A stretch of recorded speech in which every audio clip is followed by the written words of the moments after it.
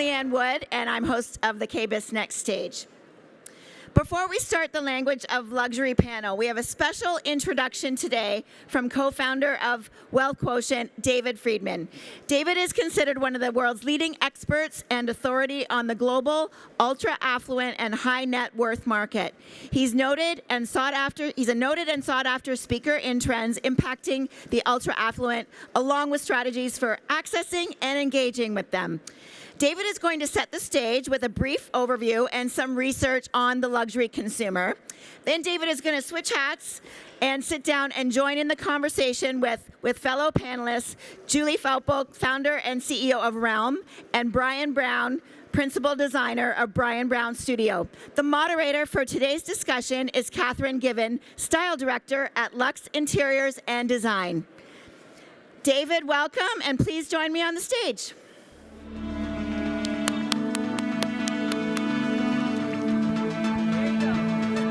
I'm on. You can hear me? Can you guys hear me? Okay, great. Wow, that music was kind of like spa music. I feel like relaxing. Like I was wanting something with a little bit more beat to it. But anyway, how's it going? Are you guys seeing some great exhibitions and whatnot? Yeah? Yeah. All right, there we go. Come on. All right, let's talk about the ultra wealthy. I titled this "Crawling Around Inside the Head of an Ultra High Net Worth Luxury Consumer." So what's going on in there? I think some of them we don't want to know what's going on in there, but maybe some of them we do. So let's try to figure out the way they're thinking. So what's on the mind of the ultra high net worth consumer, right? So what's going on? You guys obviously know the last couple of years I tried to keep it all to the P's, by the way, right? So we had the pandemic, right? And during the pandemic, what happened? People were where? They were home. And so what do you do when you're at home with nothing to do and working virtually?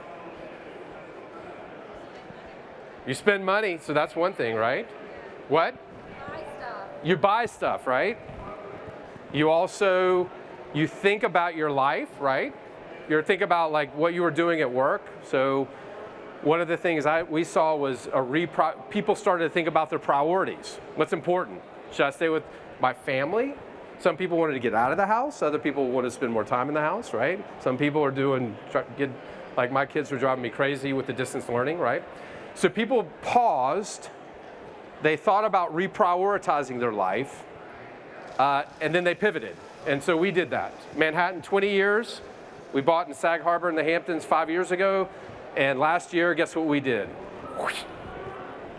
And so more people are living in their homes that were summer homes that are small. So what are people doing? What do they have to do? Remodel, right? They're remodeling. So what kind of spaces are more important now that people are going out to less restaurants and you're having people come to your place? What are they doing? Kitchen, community. I'll steal this from my good friend Mauricio, who's the founder of the agency. It's the resurgence of the salon, but the salon's happening where? In the house, right? All right, I gotta be quick. So I always start out this way because I wanna remind everybody, if you think about the luxury consumer, if you've seen one luxury consumer, you've seen one luxury consumer, right? Everybody's different. So this is an ATM stamp left at an ATM in the Hamptons. This person at 10:14 at night took out $400 and the remaining balance in their savings account was 99 million. 99 million, right? So here's the point. You can approach a luxury consumer with different characteristics and profiles, but if you don't understand how that 99 million got into their account, you're missing everything. Did they inherit it? Because if they inherited it, it's going to drive every way they spend, give, donate, philanthropy, everything about them. Did they spend their entire life earning? Did they sacrifice their family for that? Right? So when you think about the luxury consumer, money is a narrative. And if you really want to understand your clients, then you need to understand how they got their money. Does that make sense? You with me? All right, let's keep going quickly. All right, the ultra high net worth market. I'm trying to give you guys the scale of the global market. This is a NASCAR. I like the discongruent nature of the NASCAR with the ultra affluent consumer. So 3 times, this is about 100,000 people in this, right? 3 times that, all right? So 300,000 people. Add together the GDP of China and the US, which is about 35 trillion. And that's the ultra high net worth market. So about 300,000 people control 35 trillion. 3 NASCAR stadiums control the GDP of China and the US added together, right? So 35 trillion, right? It's not the 1%. It's not even the 0.1%. It's the 0.004%, right? 13% of the wealth, 1 out of every $5 spent on luxury, excluding luxury real estate like residential houses, is this 3 NASCAR tracks of individuals, right?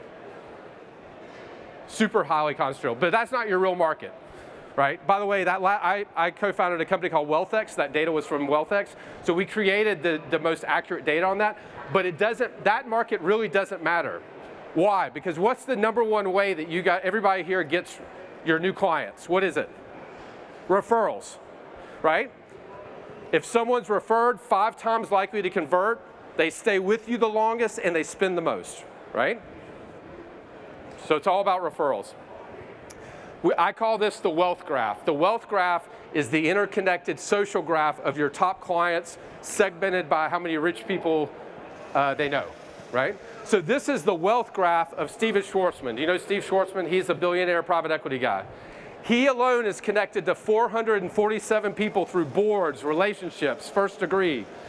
Of those 447, 154 are what we will call ultra high net worth, and 98 are billionaires. What I want you to do, if you walk away with one thing, and we'll talk about it on the panel, your existing clients are where your future clients are coming from. So how can you be more proactive about that, right? Because today you're reactive. And I think that's it, right? Great. So we want to bring on board our panel, the rest of our panelists, and we're going to dig into, hopefully that set the stage for you guys, gave you some good nuggets, and now we're going to dig into more tactics, strategies, tools, and so forth. So there you go, Catherine. Yeah, absolutely. Hello, everyone. Thank you guys so much for being here today. I believe this is the first panel of KBIS 2022, so I am thrilled to sit down with these lovely panelists. But I am Catherine Given, the Style Director at Luxe Interiors and Design. And David, a big thank you for sort of kicking it off and laying the groundwork for what we're going to talk about today, which is the language of luxury. So before we dive in, I want to give you guys a little bit of a background on what we're actually going to chat about. So you stick around, it's very interesting. So we'll be giving you a solid set of takeaways that include how to find, engage, and nurture the luxury client. Our panel of experts are here to help you position yourself and your business in the luxury category and to speak the language that attracts and develops the ultra high-end client base. So a quick note, we will have a Q&A, so if you guys remember any questions, we'll circle back at the end and you can ask them. So let's get started. So you guys know David, but I'd love for Julie and for Brian to tell us a little bit about yourself, what you do, what your companies are. Julie, you want to start it off? Absolutely. Thanks, Catherine. So I'm Julie Foppel. I founded a company called Realm Global. It is a technology platform that matches affluent individuals with real estate properties globally. It's a membership for real estate professionals. So we've got about 500 members in 35 states and 10 countries. We launched in March of 2020. I also am at the helm of one of the top real estate teams in the country. So we've sold about $3 billion worth of luxury real estate over the years and have represented some of the most beautiful properties in the Mountain West. Brian. Hi, I'm Brian Brown, principal designer of Brian Brown Studio, located in San Diego. We do really high-end residential and luxury properties, obviously. and I designed this year's Caesar Stone booth, so you have to go check it out in the West Hall. It's amazing. It's beautiful. So, Julie, I want to ask you a little bit about how client preferences have changed over the last few years. People are asking for new essentials, new amenities, right? What's been surprising? Well, I think, David touched on it. One of the things that it is this, the dynamic nature of luxury, I think, is an important thing to keep in mind. As we've emerged from COVID, this kind of idea of a flight to peace of mind, where people are looking for compounds, they're looking for, accessory dwelling units where they could have whether it's their aging parents or their children that are back from school or education centers for their kids. I mean, we're seeing some of our clients that have literally, because they're relocating to a new destination, they're bringing teachers with them and kind of sharing that teacher with maybe between 3 families. So they've got a little pod of kids that they're educating and kind of getting acclimated to the new environment. So I think that's been a really interesting kind of trend that way. Yeah, look out for pods. Every new luxury home will need a school in their basement. So David, what can you add here? People are operating much differently than they did a few years ago, right? Right. I mean, so that's really interesting, obviously, because I'm living all this, right? Because, my son, we were going to go to a boarding school, but they're now offering online, but they're looking at doing micro pods where it's digital, it's click and mortar, right? It's both. So you're right, though. I mean, most families, if you can afford it, why wouldn't you just hire someone, come in? Now, the social aspect's the part you got to figure out, right? But then you can travel to Europe, you can do whatever you want. So I think that's true. The other interesting thing that people aren't talking a lot about, which is going to drive so many other aspects, is the disaggregation of the workforce because everyone's working from home. So if you think about Goldman Sachs or Google, Facebook, they were all centrally located because they had a physical presence in Silicon Valley. I get an email almost every week from my friends who are startup founders in Silicon Valley saying, I never thought we would do this, but we're now going mostly virtual, right? So and what's happened, but here's the implication. Goldman Sachs is no longer going to pay for the analysts or whoever was in Manhattan. That person's now living in Colorado or Denver or wherever. They don't need, the cost of living's lower. So every one of these large companies is going to reevaluate how they pay their workforce because where they are. So cost of living is going to be reevaluated and mapped, and people are going to stay and they're going to leave. But in terms of money, and if you think about so much of luxury has been tied to bonuses for investment bankers in Manhattan, literally, or hedge fund managers, literally, right? Like they are correlated. That stuff is getting completely disaggregated, right? So I think this reevaluation of cost of living, which is going to then drive spending habits because people are going to have less money or more money or free cash flow is an implication. So the other one is going back to this drive towards bringing we're going to bring people into our homes more, which is exciting. Right. I think that as a culture and a society, how great is that, right? And so the spaces are going to reflect this new type of in-house salon, right? So I think we're going to see designs. Brian's clients are going to start thinking about, well, yeah, but how can we create more community within spaces, right? So, yeah, it's fascinating. There's a lot of shifts happening, so you got to buckle up and watch. But Julie, what's your recommendation for how designers in the audience can sort of take these trends and then use them to sort of attract clients and even build a practice around it? You've done this once or twice, so what's your take here?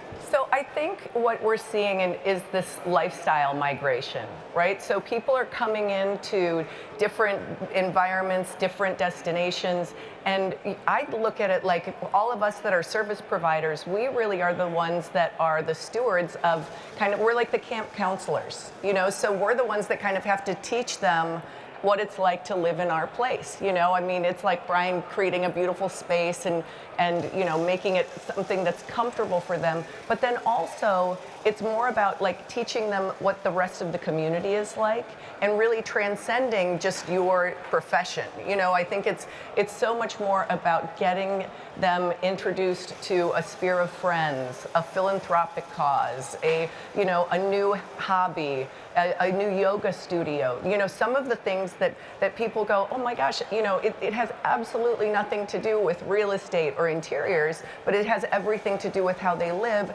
and that is truly, that's how you become invaluable, and they will take you anywhere with them. Yeah, great tip, build those connections. So Brian, you have built a luxury practice. Can you take us through how you built your business and really how you built it for success? Yes.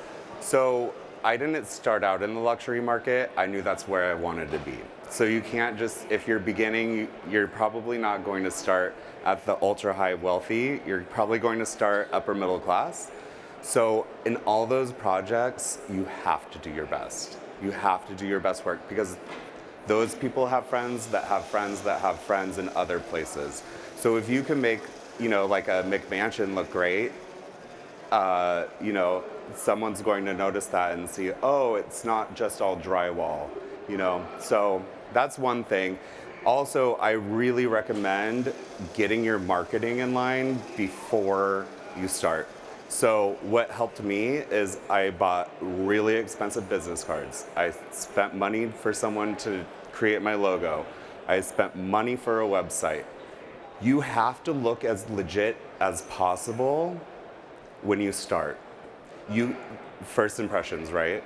So if you don't have a luxury project to show, the business card could be luxury, and then that tactile thing attaches to you, essentially. Yeah. Invest in your business cards. David, what about you? Can you talk a little bit about how you built your company and any, you know, best practices there? Sure. I mean, yes, I'll do that. But how I built my company is different than what most of you guys have to do, because what you do is based on referrals. And not that my business isn't, but my last company, WealthX, was a larger company, right? We grew that to 10 offices around the world and 200 or 300 people, and which we sold to a private equity fund. My new company, Wealth Quotient, I've not taken any capital, so I'm keeping it small, although Julie's getting ready to raise another round. I was gonna say I don't want to deal with investor expectations and the trajectory of revenue and multiples, so, but Julie can do that. But yeah, listen, at the end of the day, you guys saw the data, it was fast, but just think about this for a second. Let's say you're reading the local newspaper and somebody sold their company and the reporter got a quote that says, I want to build a whole new house and design a whole new space that no one's seen before. And you read that article and you say, I want that person as a client. That's exciting.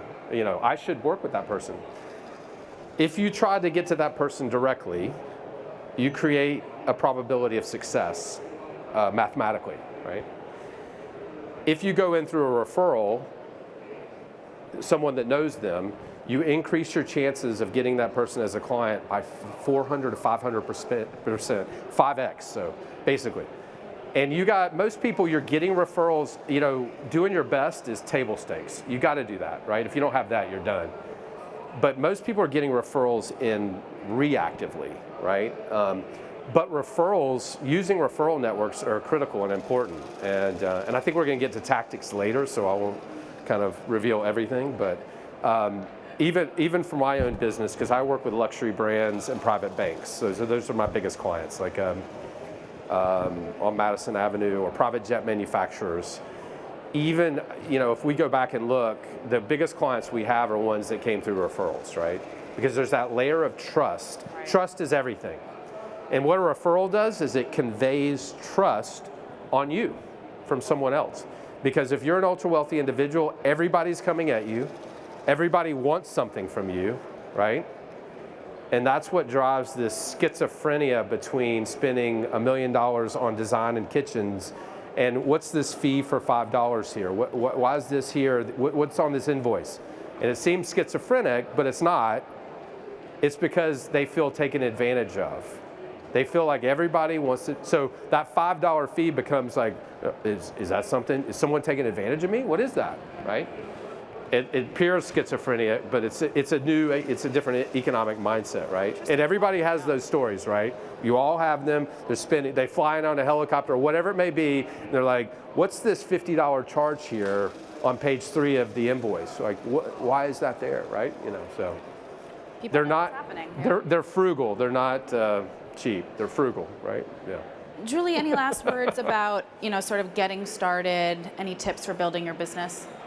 No, I think it's so much more about being of value, than anything else. I think it's, as you're looking and aspiring to whatever that next level is, where you can kind of plug in, and maybe it's something where you're working with a top broker and they've got kind of a white elephant listing, and you're like, let me make some suggestions about how it could get staged or some ways that we could improve the spaces, and doing those things that then help them, then builds that relationship, and ultimately what happens is those suggestions go into a showing packet, they go into a virtual tour, they go somewhere, and then that has a distribution channel all unto itself. So you start to be able to kind of amplify, that one point of service. You're broadcasting then to their network, and then to whomever is the ultimate buyer. And so doing some of that collaboration, I think, is really important,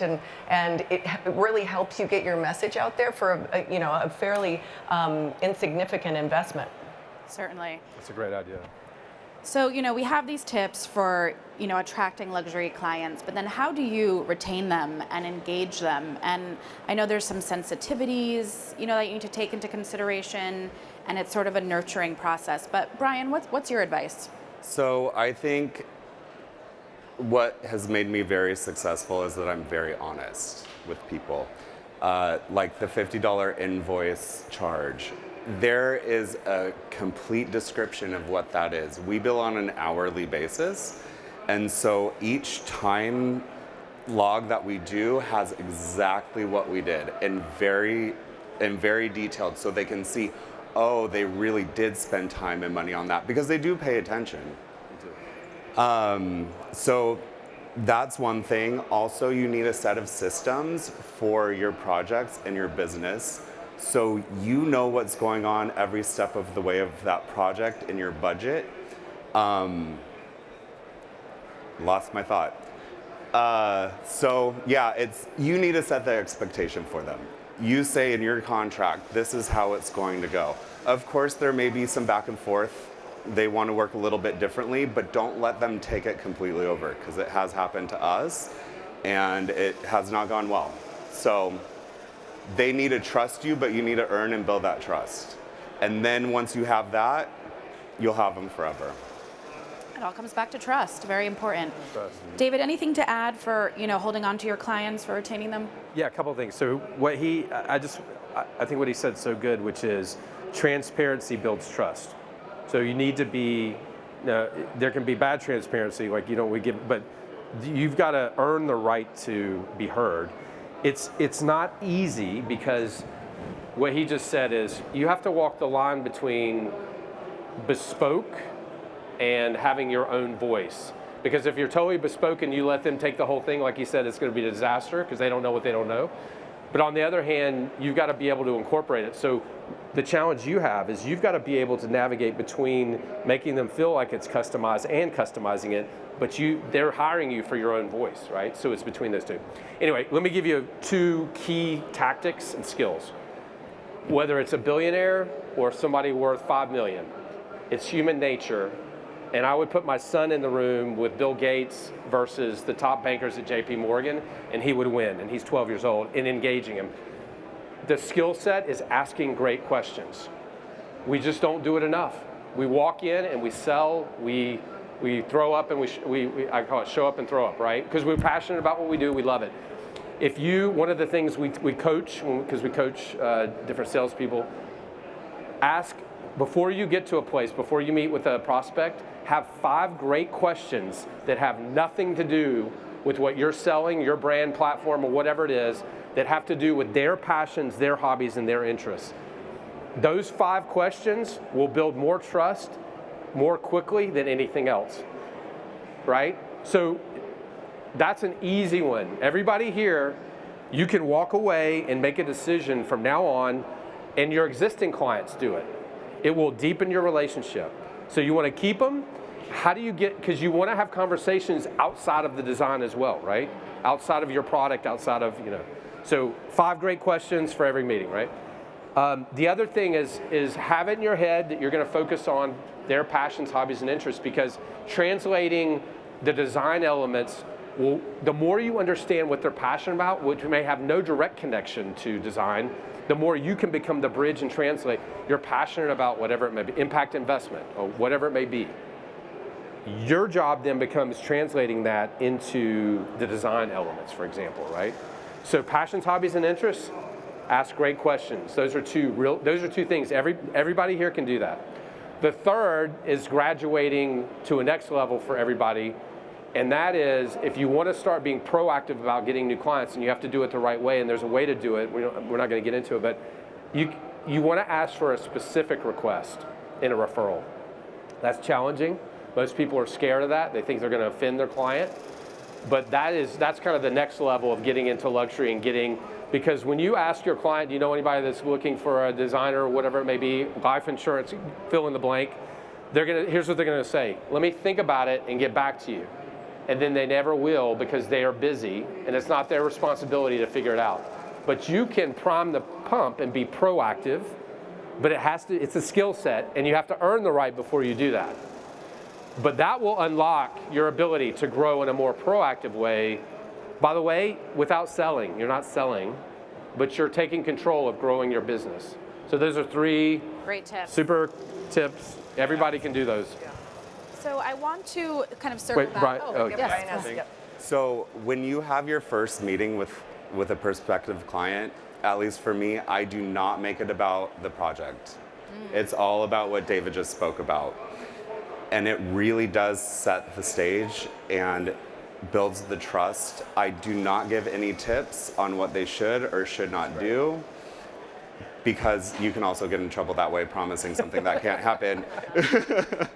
But that's another thing. If you make a mistake, you need to own up to it, and you don't come to them and say, oh, I'm so sorry. You need a solution first, or a couple solutions. So they don't have time for your, woe is me.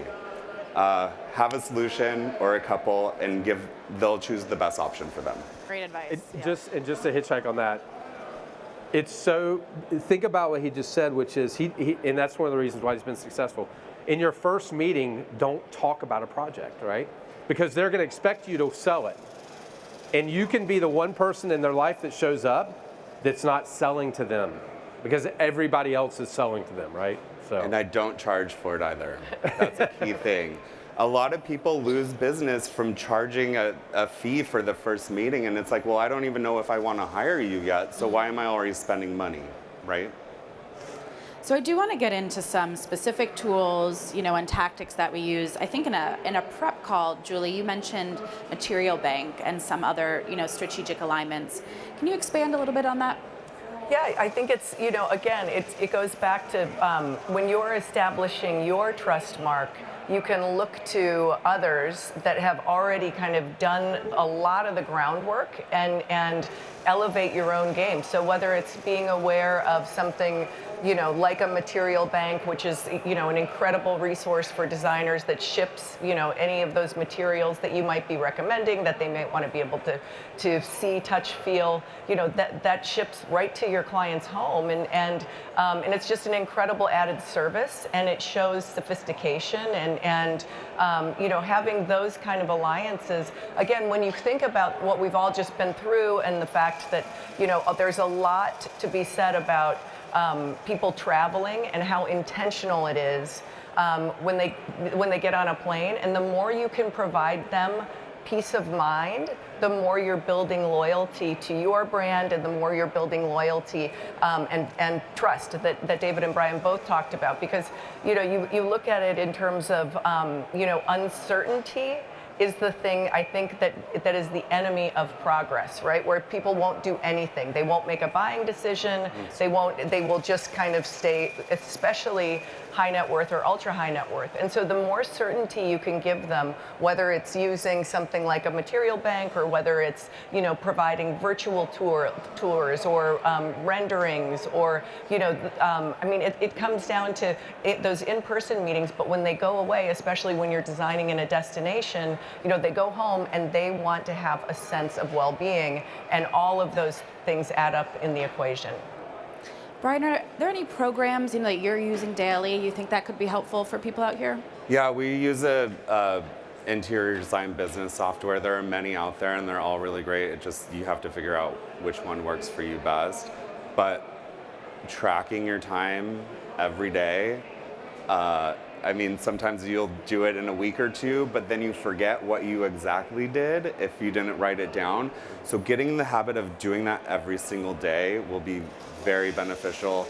And then other than that, for software, we use AutoCAD and SketchUp and all that stuff to make it happen. David, anything to add? Anything that you rely on? That's a good question. Listen, I don't know, do you guys use a CRM like Salesforce? Raise your hand if you use Salesforce. Oh, okay, yeah. So a few of you do. We live and die on our CRM, so CRM is really critical.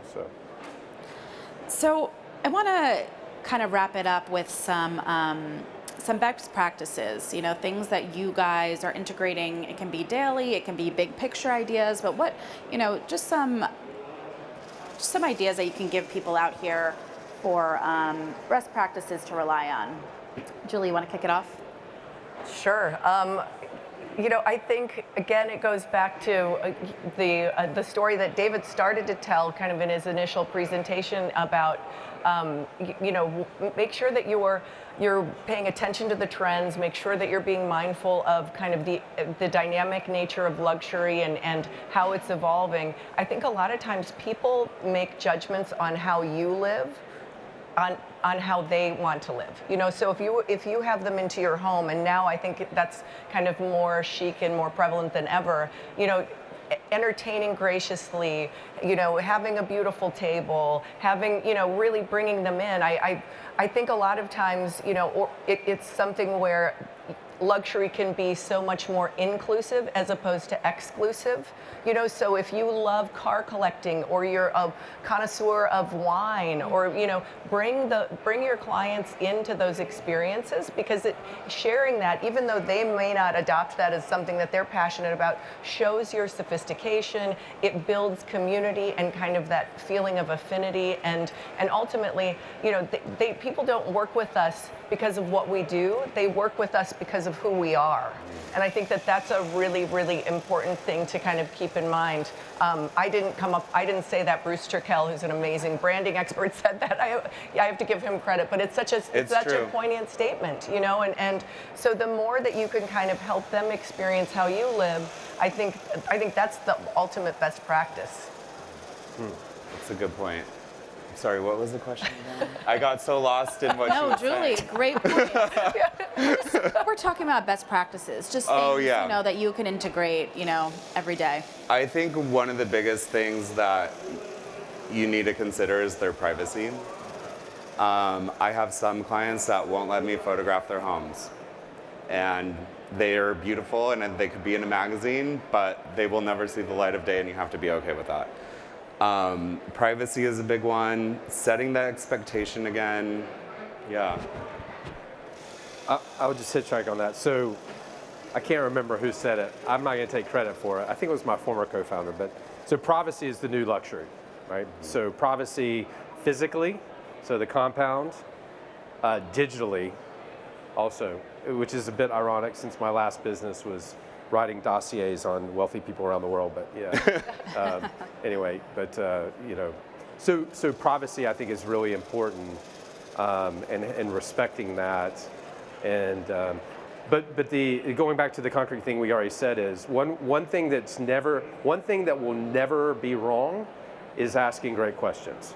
So that's just a great skill set tool, and I'm just curious. So Raise your hand if referrals are the number one way you get new clients. Yeah. Wow. And how many, raise your hand if you have in the last 2 or 3 months actively asked for a referral. 1, 2, 3, 4, so I'd say about 5%. Raise your hand if you asked for a specific referral. Right. Do you know it's the same pretty much statistically to every conference where, because I do that, whether it's Barron's for financial advisors, design, anyone, it's pretty much the exact same in terms of numbers. Everybody's referrals, 10%, 5 to 10 is asking, and maybe 1% is asking for a specific referral request, right? So anyway. Well, thank you guys. So many amazing tips and takeaways, for engaging clients, for retaining them. But I did want to open it up to questions. We have our crew around that has a microphone. So if you do have a question, please raise your hand and they will make the rounds.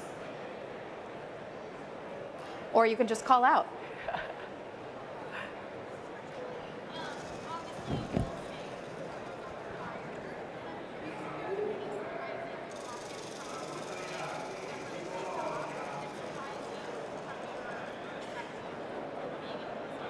Yeah, I think, so the question is, with the real estate market kind of taking off, are there any markets that are a real surprise? And I think that, the interesting thing to me is how quickly the urban markets have returned, because we've got now all of these folks that have, they've left a lot of city centers and they moved to places like Jackson Hole where I live, or Naples, Florida, or, kind of Bend, Oregon, or, there's all sorts, Denver.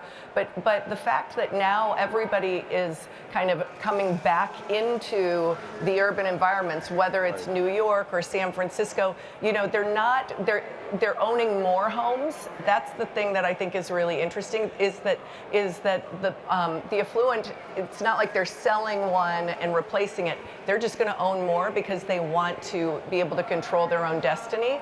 And I think one of the really fun surprises is that a lot of these places, that are kind of multifamily, are adopting to these new trends in terms of wellness, or the air filtration systems that they're using, right, or the green space that they're kind of bringing in. So there's all kinds of new ways to live in an urban environment and do it in a way that feels like you've got more elbow room. And so I think that's been an interesting trend. Look at the Caesarstone booth. It's exactly that.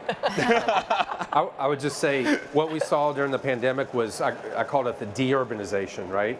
Which was everyone fled to the secondary markets like the Hamptons, and why things went ballistic. Many of those people have stayed, but a large portion are going back, like she's saying. So we can call it from de-urbanization to re-urbanization, right?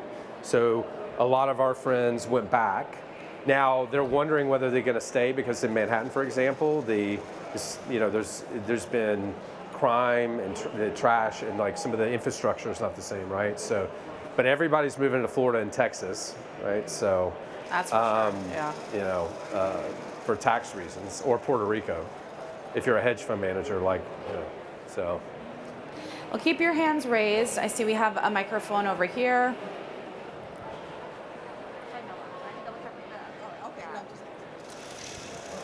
Or not. Our mic lady. Microphone? Yes. Hi, I just want to know what the magic 5 questions are. They're probably really easy, but I'd love to hear them from you. Yeah, so here's the thing. There's not a silver bullet, because they're bespoke, because it's based on the person, right? So if it's Bill Gates, right? So Bill Gates was here. I'll use this as an example. Bill Gates was here. The 5 questions that everybody else, every banker or family office or whoever is trying to get to him would be, oh, I love your philanthropy. How's the giving pledge? I wouldn't ask him about the giving pledge. It's not doing well, by the way. But anyway, what you want to look for are things that are really unique about them. So why did you choose, the Sermon on the Mount when you were in 7th grade as your speech when you were in high school, which is like out there, right? I mean, my kids have those Who Is It books. I don't know if you've heard of them. Like on Netflix too, Who Is It? They do like Joan of Arc, and all you have to do is read one book like that on somebody, and you can have 20 great questions. That you want to have a question that's authentic, that's something you're really interested in to find out, that's not what other people are going to ask, because everybody's going to talk about is philanthropy, right? So it's about them, but you also should find things you're interested in. I'm always really fascinated to find out people's daily schedule, like what time do you get up? Some people get up at 11. Some people get up at 3:30. Like, it's fascinating to me, you know. And whether they know, they can in their head saying, well, this person's asking me questions because they're trying to get to know me better and because they want to sell to me. Here's the thing, it doesn't matter. Psychologically, if you ask great questions, you build trust. No matter what, it happens. No matter what the intentions or interpretations, it's a psychological dynamic. Yeah. But you don't want to be disingenuous. I mean, you want to be, you guys in these relationships, and Brian, I'm sure if we like watched the interview of his first one, you want to be like an excavator of human narrative. You want to like, don't you want to understand people's stories? You should. You should be people that are passionate about their story, because you're going to translate that into this one area of their life, which is an important area of their life, right? So I say it's excavators. It's like you're an archaeologist, but you're digging into their narrative and who they are. You know? And digging online before you meet them is a good tool too. Yes. Internet stalking is your friend. Yeah, you should. My last company, we had staff that would write 12 pages and tell you that when they were in high school, their relationship with their father was not great, and he came to them and said, you're either going to go into military school or here's a $50,000 loan, right? And that was the founder of Jimmy John's, you know, the sandwich, right? So he's now worth, I don't know, 900 million from that 50,000. So the $50,000 loan that his dad gave him an ultimatum. So remember the thing that I showed you guys, understanding where people come from, right? So anyway. Any more questions? Keep your hands raised.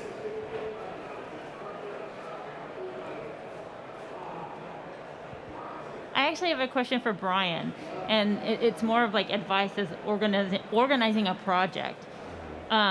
We specifically work with one client that has a lot of employees, a personal assistant, a property manager, you know, certain people that do certain roles. How do you organize keeping all of them on the same page as far as the direction of the project's going? So we have clients like that, and mostly it's the personal assistant that we work with.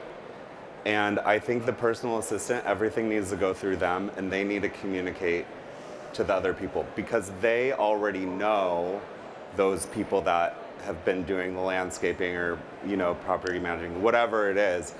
They've already been in contact with them. Now, sometimes you may have to go over them if you need something done quickly, but keeping it all on the responsibility of one person rather than a bunch is going to make your life so much easier.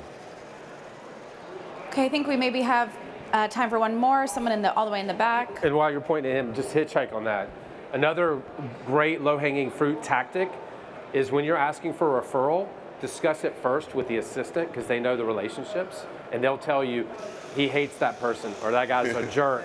Like, hey, I know they're on the board together. I'd love to meet this person. The assistant will say, oh, they just played golf last week. They're great friends. Like, the assistant actually can be the person that helps you assess whether you should be asking for that specific referral before you do. So anyway, just another little tipping trick. Great there. takeaway. Yeah. Hi, there's another question for Brian. I used to not charge for first consultations too, and I spent a lot of time running around and doing lots of proposals and just a lot of time spent that I could have been doing something else. And now I do charge. I have a lot less, but the conversion rate is better.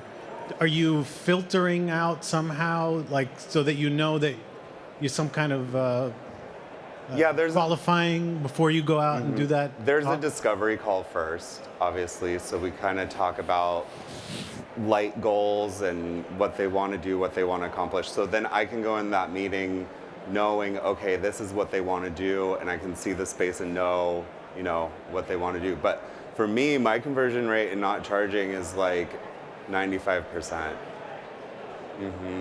But it's all of the things that we've talked about. It's asking the right questions. It's building that trust, and just being yourself and let your personality shine through. Being authentic, I think, is the best thing that you can do. I'm not saying you're not. I'm just saying for me, that's what I do. Yeah. That's good. Wonderful. Well, thank you guys all so much. Really appreciate you being here. Thank Thank you. Thank you.